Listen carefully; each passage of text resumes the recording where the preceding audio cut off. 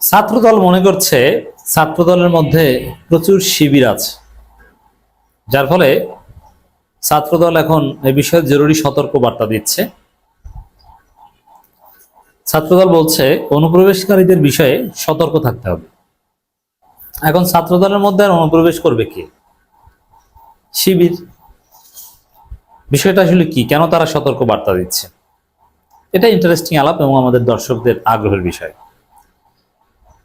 প্রথম কথা হচ্ছে যে এই মুহূর্তে দেখেন, অনুপ্রবেশের রাজনীতি পৃথিবীর সবচাইতে শ্রেষ্ঠ রাজনীতি, সবচাইতে কঠিন রাজনীতি, রোমাঞ্চকর রাজনীতি। অনুপ্রবেশের রাজনীতি মানে গোয়েন্দাগিরি।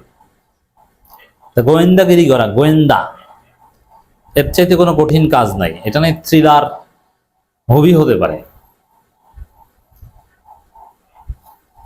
শিবির অনুপ্রবেশের রাজনীতি করেছে জীবন বাঁচানোর জন্য।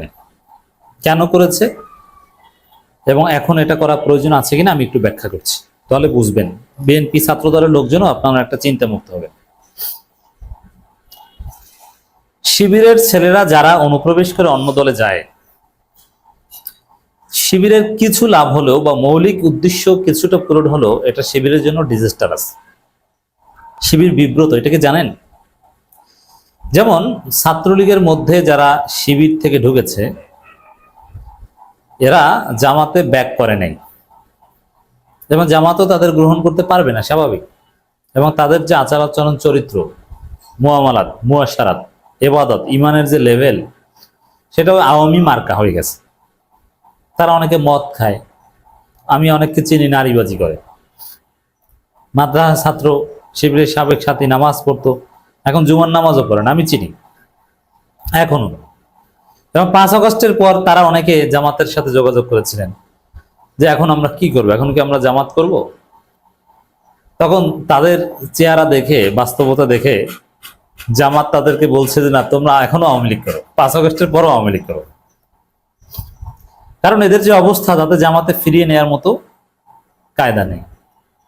তাদের কাছ থেকে কিছু তথ্য পাওয়া আওয়ামী লীগের ভিতর, এই এতটুকুই লাভ।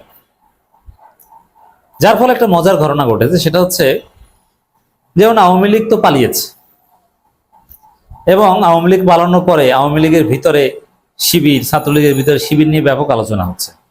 কিন্তু মজার বিষয় হচ্ছে এই আওয়ামী লীগ পালানো বা নিষিদ্ধ অবস্থায় মোটামুটি যারা আওয়ামী লীগের হাল ধরছে, একটু কোনোভাবে আওয়ামী লীগকে একটু ধরে রাখার চেষ্টা করছে। এখন যারা করবে, যদি বাই চান্স আওয়ামী লীগ ফিরে আসে 15 বছর পর, তখন এরাই হবে আসল নেতা, ইতিহাসের পার্ট। এবং যারা এখন মোটামুটি দেশে, এমনকি বিদেশেও আওয়ামী লীগকে সংগঠিত করার চেষ্টা করছেন, তারা সাবেক শিবির। তাহলে বোঝা যায় যে আগামী 15-20 বছর পর যদি আওয়ামী লীগ ফিরে আসে বা নতুন কোনো ফর্মে আসে, তাহলে সে আওয়ামী লীগের নেতৃত্বে থাকবে সাবেক শিবির। কারণ এরা এখন এই দুঃসময়, জামাত বলেছে যে তোমাদের জামাতে নেওয়ার মতো কোনো পরিস্থিতি নাই, বরং তোমরা আওয়ামী লীগ করো, ওইটি তোমাদের জন্য ভালো হবে, ওইটি করছে। তো এখন আসেন যে প্রথমে যেটা আমি বোঝাতে চেয়েছি আলোচনার মাধ্যমে, শিবির তার জনশক্তি হারায় এবং শিবিরের জন্য লজ্জার বিষয় যে শিবির তার একজন জনশক্তিকে ছাত্রলীগে ঢুকিয়েছে। সে পরে এমন হয়েছে যে শিবির ওই ধরনের লোক তৈরি করতে চায় না, শিবির আদর্শ মানুষ তৈরি করতে চায়। সে খারাপ মানুষ হয়ে গেছে। শিবির মূলত চায় যে শিবিরের টাচে থাকুক, নিয়মিত সাথী বৈঠকে আসবে, সদস্য বৈঠকে আসবে, রিপোর্ট রাখবে, ভালো মানুষ থাকবে। এর বাইরে ভালো মানুষ হওয়া সম্ভব না। সংগঠন ইনেকটিভ হয়ে গেলেই সে তার বিচ্যুতি হয়। এখন কেন শিবির অনুপ্রবেশের রাজনীতি করতে? বাধ্য হয়ে জীবন বাঁচানোর জন্য। মানে ক্যাম্পাসের বাস্তবতাটা ছিল এরকম, বিভিন্ন ক্যাম্পাসে। এটা শুরু হয়েছে জাহাঙ্গীরনগর বিশ্ববিদ্যালয় থেকে। শিবির মানেই হত্যা করা জায়েজ। শিবির মানে শিবির ধরতে পারলেই সাপের মতো পিটিয়ে মারো। আর শিবির ধরতে না পারলেও কাউকে যদি সন্দেহ হয়, একটু নরম ভদ্র মাদ্রাসা ছাত্র, একেও চাইলেও তুমি শিবির ট্যাগ দিয়ে পিটিয়ে মেরে ফেলতে পারবা।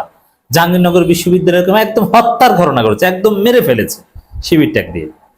কোন রকম মাদ্রাসা ব্যাকগ্রাউন্ড হল শিক্ষার্থীরা যে কতটা আতঙ্কে থাকতো আমি দেখেছি, এটা আমার নিজের চোখে দেখা। আপনি একটু নামাজ পড়েন, ভালোভাবে ভদ্র ভাষায় সালাম দেন, আপনি শিবির, আপনাকে হত্যা করতে পারে। আপনার পরিবারের কেউ ইসলামপন্থী যদি কোনোভাবে ছাত্রলীগের ছেলেরা খোঁজ পায়, আপনাকে সারা রাত সাপের মতো পিটিয়ে সকালে শাহবাগ থানায় দিয়ে আসবে। এবং এটা বিশ্ববিদ্যালয় প্রশাসনের যোগসাজশ, এটা বৈধ ছিল, প্রশাসনের বৈধতা ছিল। আপনার সার্টিফিকেট বাতিল হবে। জাহাঙ্গীরনগর বিশ্ববিদ্যালয় সার্টিফিকেট বাতিল হওয়ার মতো অনেক ঘটনা ঘটেছে। কতটা নৃশংস নির্যাতন। এক্ষেত্রে শিবির যেহেতু দেখেছে যে না, বাঁচতে হলে ছাত্রলীগের মধ্যে যদি আমাদের কিছু লোক থাকে তাহলে উপকারটা কি? যেমন ছাত্রলীগ অমুক শিবিরকে এখন ধরতে যাবে, অমুকে শিবির করে সন্দেহ করেছে, অতএব তাকে ধরে আজকে সারা রাত পেটাতে হবে। এখন এই যে ছাত্রলীগের সিদ্ধান্ত, ওইটা যদি শিবিরের কেউ ছাত্রলীগের মধ্যে থেকে একটু জানতে পারে, সে একটা মেসেজ দিয়ে দিতে পারে বা আগে একটু জানিয়ে দিতে পারে, ওরা কিন্তু ধরতে যাচ্ছে, তাড়াতাড়ি ওখান থেকে সর, জাস্ট জীবন বাঁচানোর জন্য। ওই ছেলেটা হয়তো বা ছাত্রলীগের ভিতরে থাকা শিবিরের তথ্যের কারণে সারা রাত নৃশংস নির্যাতনের হাত থেকে রক্ষা পেত এই। এবং এক্ষেত্রে শিবির কিছুটা সফল। শিবির অথবা সাংবাদিকদের দ্রুত খবর দেয়, সাংবাদিকদের সামনে পিটাপিটি কম হয়, এর জন্য দ্রুত সাংবাদিক খবর দেয়া, শিবির ধরছে, সাংবাদিক চলে আসে, ছাত্রলীগের ভিতরে থাকা শিবির সেই বলে দিল। এভাবে জাস্ট জীবন বাঁচানো, হাত পা ভাঙা থেকে রক্ষা করার জন্য এই কাজ করত। নইলে ছাত্রলীগের ভিতরে শিবিরের লোকজন যেহেতু কোনো লাভ নেই ভাই। ছাত্রলীগের কেন্দ্রীয় সভাপতিও যদি হয় শিবিরে কেউ, এটা শিবিরের জন্য লজ্জার। শিবিরে তো অনুতপ্ত, কেন জানেন? শিবিরের জনশক্তিটা হারিয়েছে। শিবির যাকে সাথী সদস্য বানায় চিন্তা থাকে যে একজন আদর্শ মানুষ হবে, সারা জীবন পেশাগত জায়গায় যেখানেই যাক ইসলামের পথে থাকবে। যে ছেলেটা ছাত্রলীগের নেতা হয় শিবিরের হয়ে, ও ইসলামের পথে আসে না, বেসিক্যালি খুব কম, দুই একজন আসে। ওই যে বললাম 5 আগস্টের পরও এখন সাবেক শিবির অনেকে আওয়ামী লীগ করে, জামাত ধারণ করার মতো কোনো পরিস্থিতি দেখে না। তো এই কারণে শিবির অনুপ্রবেশে রাজনীতি করত, যেটা ছাত্র দলও করত। ছাত্র দলের ছেলেরা হলে থাকার জন্য, সিট পাওয়ার জন্য বা মায়ের থেকে বাঁচাতে, অবশ্য ছাত্র দলের ছেলেদেরকে বেশিরভাগ সময় বাঁচাতো শিবিরের ছেলেরা, যারা ছাত্রলীগের ছেলেরা মায়ের থেকে বাঁচাতো। এটা ছাত্রদল জানে, তারপরও এখন শিবিরকে গুপ্ত গুপ্ত বলে। এখন ছাত্র দলের মধ্যে শিবির ঢুকবে কোন দুঃখে ভাই? ছাত্রদল কি এখন শিবির নির্যাতন করার দক্ষতা সক্ষমতা রাখে? যদি এরকম হয় যে বিএনপি ক্ষমতা আসে, ক্ষমতা এসে ছাত্রদল আবার সে গেস্ট রুম নির্যাতনের কালচার চালু করলো, আবার শিবির সন্দেহে নির্যাতন, শিবির ধরতে পারলে মায়ের, এরকম পরিবেশ যদি ছাত্রদল তৈরি করে, তখন শিবির বাধ্য হয়ে আবার ছাত্রদলও তাদের লোক ঢুকাতে পারে। নইলে শিবির কেন আপনাদের মধ্যে লোক ঢুকে? আপনাদের মধ্যে কোন মধু আছে, কি আছে বলেন তো? কিচ্ছু না। অতএব অনুপ্রবেশ নিয়ে ভয়ের কিছু নেই। তবে হ্যাঁ, ছাত্রদলের মধ্যে প্রচুর শিবির আছে, এটা আমি জানি। এটা কেন আছে, কিভাবে আছে, এই ব্যাখ্যাটা দিয়ে শেষ করছি। শিবিরের ঢাকা বিশ্ববিদ্যালয়ের অনেকে 1-1.5 বছর শিবির করার পরে একটু নতুন স্বপ্ন দেখে যে না, আমার একটু পাওয়ার দরকার। শিবির মানে তো আদর্শ চর্চা করা, দিনের পথে থাকা, না আমি একটু ক্ষমতা চাই, এরকম অনেকের মানসিক চিন্তার পরিবর্তন হয়। তারা কেউ কেউ নিজ উদ্যোগে ছাত্রলীগে যায়, কেউ ছাত্র ইউনিয়ন করে, বামপন্থী যায়, কেউ ছাত্রদল করে। তা এরকম ক্ষমতার চিন্তা থেকে শিবির ছেড়ে, শিবিরের সাথে সম্পর্ক ছিন্ন করে অনেকে ছাত্র দলের নেতা হয়েছে। এটা আপনি নিষিদ্ধ করতে পারবেন না, বা এই জায়গায় আপনি বাধা দিতে পারবেন না। এই সংখ্যাটা প্রচুর, যে শিবিরে একসময় সাথী ছিল বা ইন্টারমিডিয়েট লেভেল সাথী ছিল, বিশ্ববিদ্যালয়ে এসে ছাত্র দলের বড় নেতা। তামিল মিল্লাতে শিবির করতো, এখন ঢাকা বিশ্ববিদ্যালয়ে এসে ছাত্র দলের বড় নেতা। এটা আপনি কোশ্চিনকালও বন্ধ করতে পারবেন না। এটা আরো একটা ব্যাখ্যা আছে। ছাত্র দলের মধ্যে 5-6টা গ্রুপ, প্রত্যেকটা ইউনিটে। ওই গ্রুপিং এর অনেক নেতা পিওর ছাত্রদল, সে শিবির করে নাই। তারা শিবিরের কাছে অনেক সময় বলে যে ভাই, আপনাদের যদি ইনএক্টিভ কিছু লোকজন থাকে, যে সাথী বৈঠকে যায় না, ইনএক্টিভ, নতুন কোন রাজনৈতিক ধান্দা খুঁজছে, আমাদের কাছে দেন, আমরা বড় নেতা বানাই দিই। এরকম কালচার ছাত্র দলে আছে।